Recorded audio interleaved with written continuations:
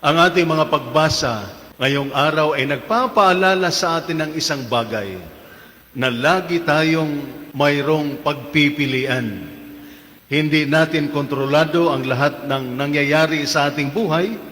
Hindi natin pinili kung saan at kailan tayo isinilang. Hindi natin pinili ang lahat ng pagsubok. Hindi natin hawak ang bawat sitwasyon. Ngunit kung paano tayo tutugon, iyon ay nasa ating kontrol at yan ang ating pananagutan. At ang paraan ng ating pagtugon ang humubog sa kung sino tayo. Sa ating unang pagbasa, malinaw ang sinabi ni Sirach. Kung ibig mo, matutupad mo ang utos. Hindi tayo pinipilit ng Diyos. Hindi niya tayo kinokontrol na parang robot. Binibigyan niya tayo ng kalayaan. At idinagdag pa ni Sirach, nasa harap ng tao ang buhay at kamatayan, mabuti at masama. Anumang piliin niya ay ibibigay sa kanya. Ibig sabihin, ang mga desisyon natin ay may direksyon. Bawat pagpili ay maaring magdadala sa atin papunta sa buhay o sa pagkasira, sa katapatan o sa kompromiso, sa kapayapaan o sa kaguluhan ng konsensya. Minsan gusto nating isisi sa sitwasyon, sa pressure, sa ibang tao o kahinaan ng sandali. Ngunit malinaw ang salita ng Diyos. Ipinapakita ng Diyos ang daan at tayo ang pipili kung lalakarin natin ito. Ang kalayaan ay regalo, ngunit ito rin ay responsibilidad.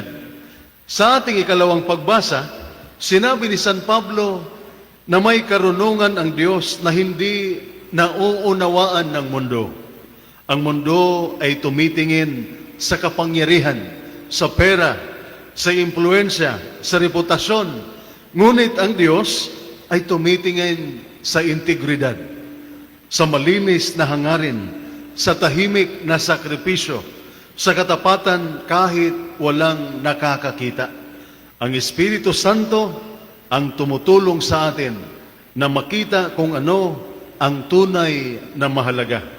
Maaaring pariho ang tagumpay ng dalawang tao sa paningin ng mundo, pero kung ang isa ay dumaan sa pandaraya at ang isa ay nananatiling tapat, alam ng Diyos ang kaibahan. Ang tunay na karunungan ay hindi para magmukhang magaling sa harap ng tao, kundi para maging tapat sa harap ng Diyos. Sa ating Ebanghelyo, pinalalim na Jesus ang mga utos. Hindi lang sapat na huwag kang pumatay. Huwag ka ring magtanim ng galit sa puso. Hindi lang sapat na huwag kang mangalunya, kundi bantayan mo din ang isip mo at pagnanasa. Huwag magsinungaling, gawing malinaw din at totoo ang iyong oo o hindi. Ipinapakita ni Jesus na ang kabanalan ay hindi lang sa panlabas na kilos. Nagsisimula ito sa loob. Bago sumabog ang isang tao sa galit, may galit ng namumuo sa loob at puso. Bago may pagtataksil, may maliliit ng kompromisong nagaganap.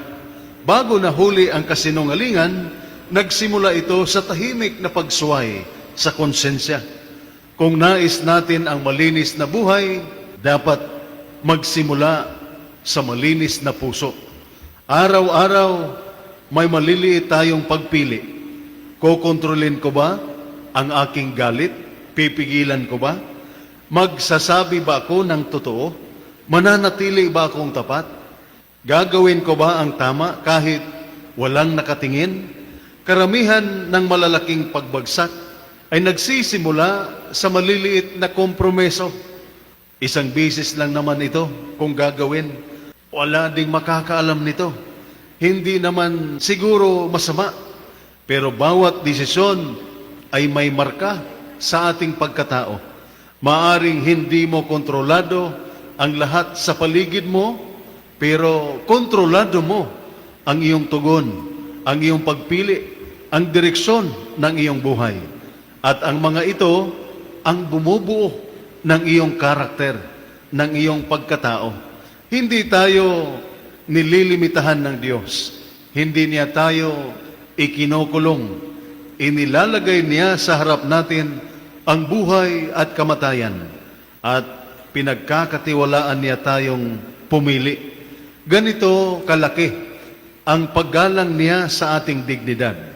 Ang kalayaan ay maaring magdala sa pagkasira, ngunit maaari rin itong magdala sa kadakilaan. Piliin ang buhay, piliin ang integridad, piliin ang katapatan, dahil bawat desisyon ay humuhubog sa taong ikaw ay magiging. Every decision will form you to become a kind of person that you are.